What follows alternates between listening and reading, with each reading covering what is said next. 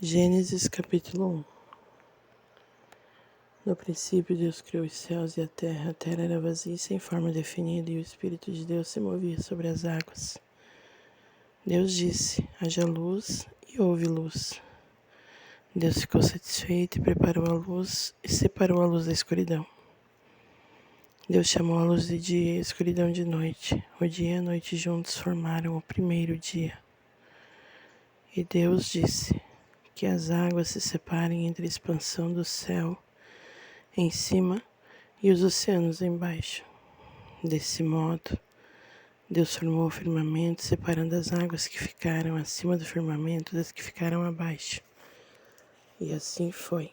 Deus chamou o firmamento de céu, e houve tarde e manhã. Tudo isso aconteceu no segundo dia. E Deus disse: que as águas que estão embaixo do céu se juntem formando mares e oceanos, de modo que apareça a parte seca. E assim foi. Deus chamou a parte seca de terra e as águas de mares, e Deus ficou satisfeito.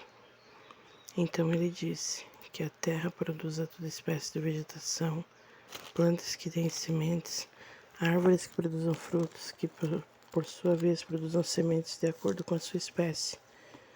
E assim foi.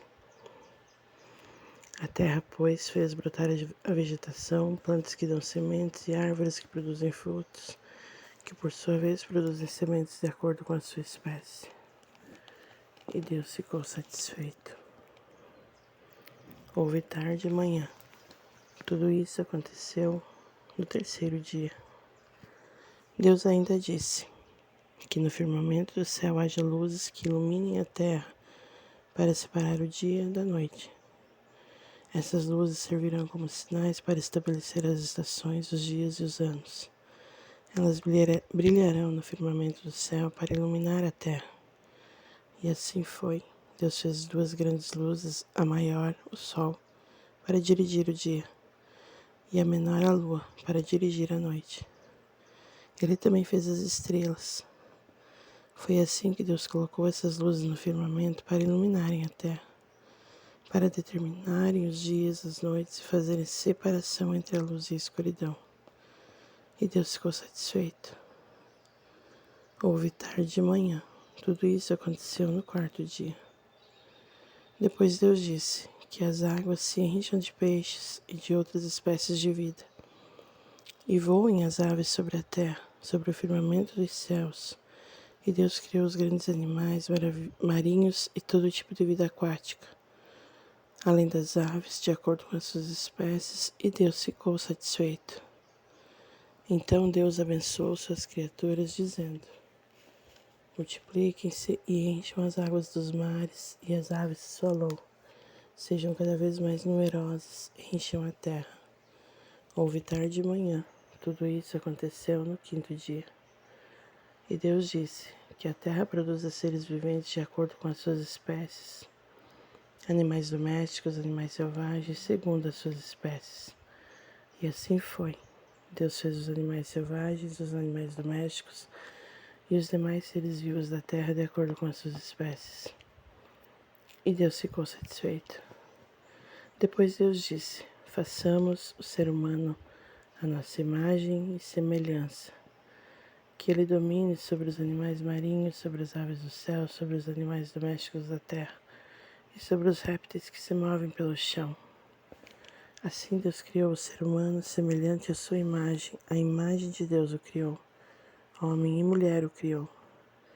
Deus os abençoou e disse-lhes: multipliquem-se, encham a terra e dominem-na. Tenham poder sobre os peixes, sobre as aves dos céus e sobre os animais que rastejam pela terra.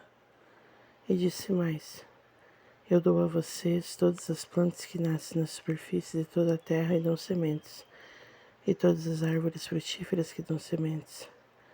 A todos os animais em que há fôlego de vida, ou seja, a todos os animais selvagens, a todas as aves do céu e aos animais que rastejam pelo chão, dou todos os vegetais como alimento. E assim foi. E Deus viu tudo o que havia feito, e eis que havia ficado muito bom. Houve tarde e manhã. Tudo isso aconteceu no sexto dia. Gênesis capítulo 2. Dessa forma, foi concluída a criação dos céus e da terra com tudo o que neles existe. E no sétimo dia, tendo Deus terminado a sua obra, descansou. Deus abençoou o sétimo dia e o declarou santo, pois nele descansou de toda a obra da criação. Esta é a história da origem dos céus e da terra criados por Deus. Ainda não havia vegetação nem sementes que houvesse brotado da terra, porque o Senhor Deus ainda não havia feito chover sobre a terra, e também não havia seres humanos para cultivar a terra. Mas um vapor de água subia da terra e irrigava toda a superfície do solo. Então o Senhor Deus formou o corpo humano do pó da terra e soprou em suas narinas o fôlego da vida, e ele tornou-se um ser vivo.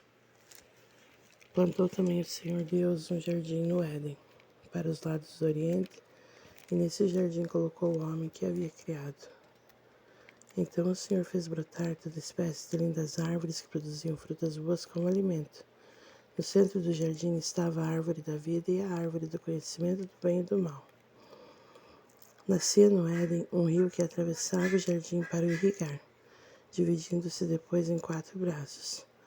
Um destes braços era o rio Pison, que atravessava toda a terra de Havilá. Nessa região existia ouro.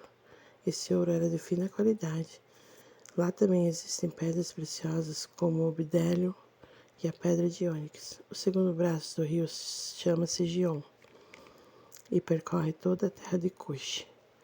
O terceiro braço é o rio Tigre, que corre pelo lado leste da Síria, e o quarto braço é o rio Eufrates.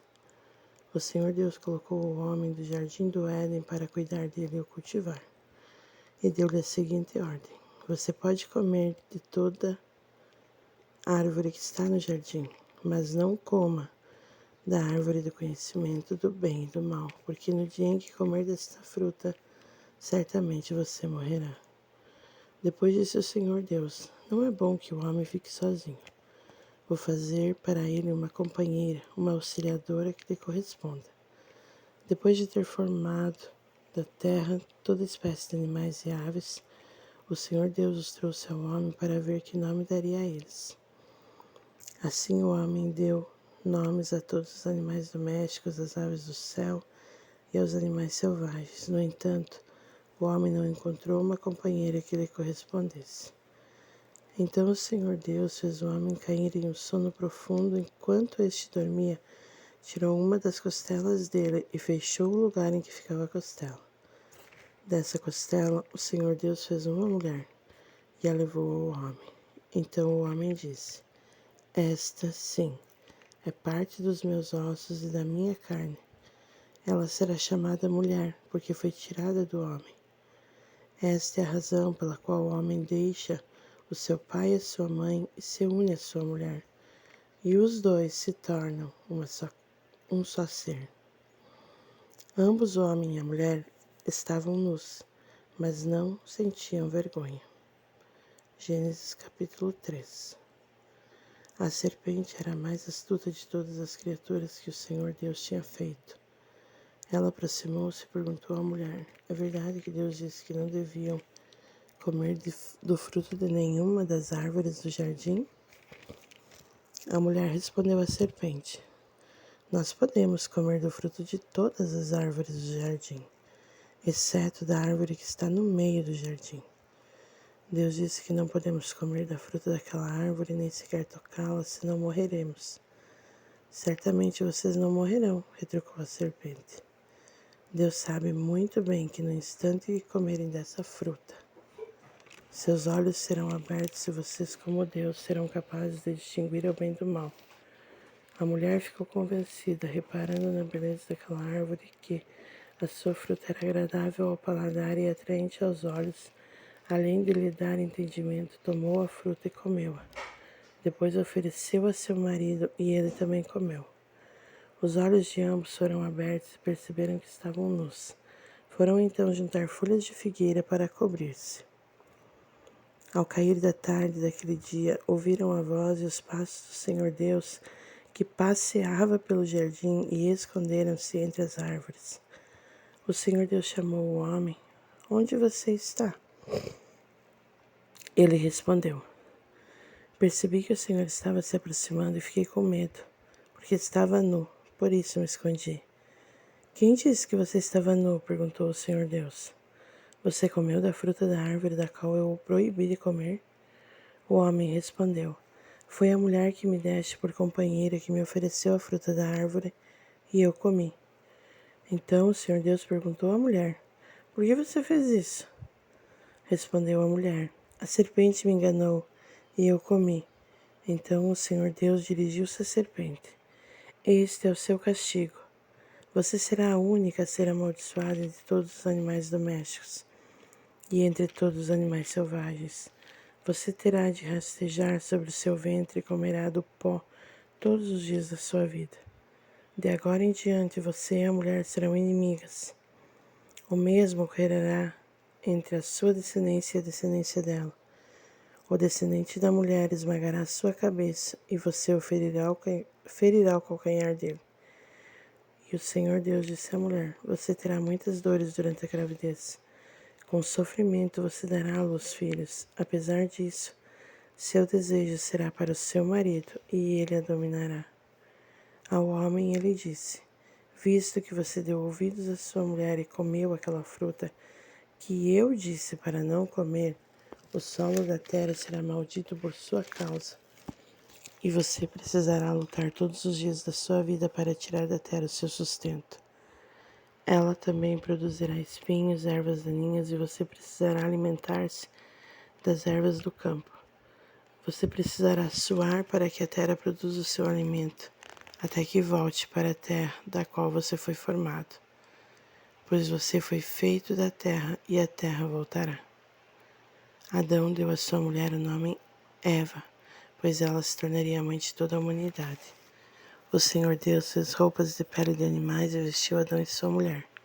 Então disse o Senhor Deus: Agora que o homem se tornou como um de nós, conhecendo o bem e o mal, é necessário que ele não coma da fruta da árvore da vida, que não vive eternamente.